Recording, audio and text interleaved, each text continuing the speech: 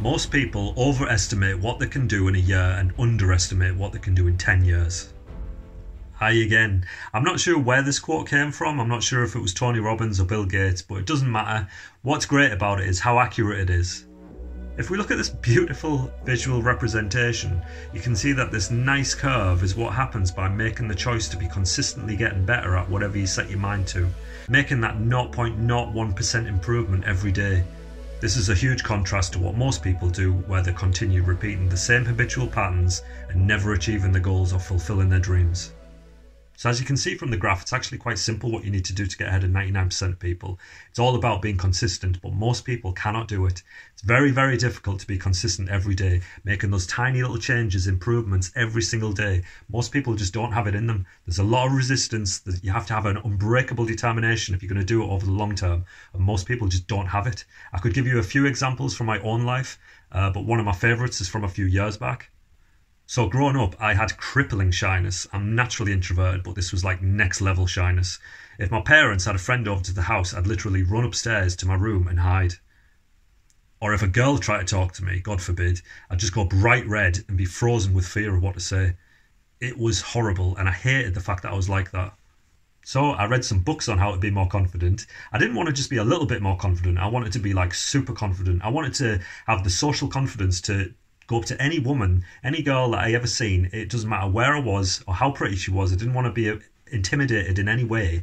I wanted to have the confidence, the core confidence to walk up to her and not doubt myself and be able to flirt. I wanted to have that kind of rock star confidence. And so I did what 99% of people would never do.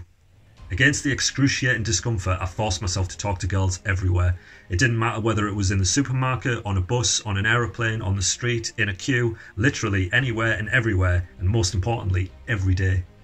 And slowly but surely, over the course of a year, I got to be very confident when it came to girls. I managed to get to a point where I didn't feel intimidated at all. Didn't matter how beautiful she was or how feisty or sassy she was. I had a real high level of confidence and it felt really good. I was really proud of myself for achieving this. But there was one place where I still didn't have the same level of confidence during the daytime that I cultivated on an evening. It was in bars and clubs. These environments were still really tough for me, but what I hated most was the fact that when I had a drink, I would turn into this like social butterfly, and all of that fear of being in a bar or club went away. But I hated the fact that I was using liquid courage, and I wanted to have that same confidence that I had during the daytime in a bar or a club. So I applied the same rule that I had during the daytime to going out to the bars and the clubs on the night time. I started going out without any alcohol, oftentimes alone, because most nights my friends weren't going out. So I would force myself to go out every night to the bars and clubs with no drinks and force myself to go up and talk to people. And it was very, very, very uncomfortable and probably one of the hardest things I've ever had to do, to be honest. But I forced myself to do it because I knew that was the only way I was ever going to overcome this fear of being overstimulated in that kind of environment. I'm sure there was probably many nights where people looked at me in those clubs and thought, who is that weird lonely guy? I mean, there was nights of crippling anxiety where I just felt terrible and I'd walk home feeling like a failure. But there was the odd night where things weren't so bad, where I would get talking to some people that had a fun vibe and we'd have a laugh, and those nights became more and more frequent the more I went out. It didn't take until around 60 nights of going out every night before a transformation had started to take place. I was no longer the shy, lonely weirdo in the club anymore, and this encouraged me to keep going out, and by 150 nights of going out in a row, I actually became cemented as a man around town that people sensed was high value and socially confident. Many nights I didn't even need to approach people anymore. Strangers would randomly come over to me and start conversations. Because when you're pushing your comfort zone like this, and you're doing it on a daily basis, you get into this amazing flow state that gives people a positive energy that they just love to be around. I'd done the thing that 99% of people would never do. It was the same with wealth. I hated the fact that I was trading my time for money, so I did the opposite of what everyone else was doing.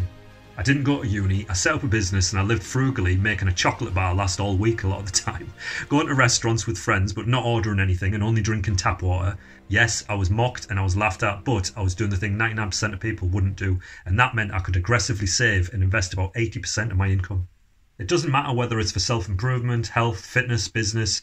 Even here on YouTube, look at the people who have succeeded the most on YouTube and you'll probably see that they've done something that 99% of YouTubers aren't doing or haven't done. And that's what it takes to be in the 1% club.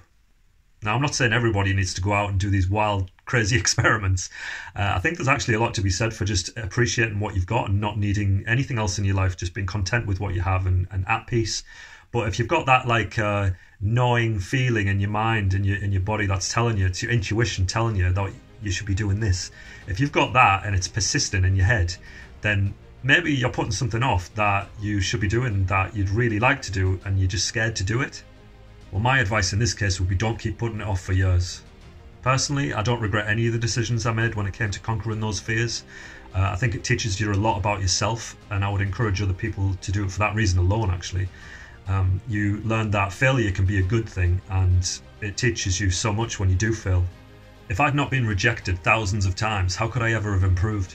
The ones that get ahead of the 99% of people are the ones that understand this. They don't berate themselves when things don't work out, they push forward and embrace failure. This is what separates the 1%. And the last thing that I'll leave you with is question why it is that you want to do those things. I think even the people that do get ahead sometimes actually don't know why they're going for the thing that they're trying to achieve. But knowing your reasons why will fuel you, especially on the days when it really sucks and you're like, I just want to give up on this thing. It's like too painful, too uncomfortable. Knowing your reasons why you're doing it, that'll fuel you. That's the last thing that I'll leave you with. And if you feel like you got something from this video, then it would be great if you hit the like button and subscribe if you haven't already subscribed. And I'll hopefully see you next time. Ciao.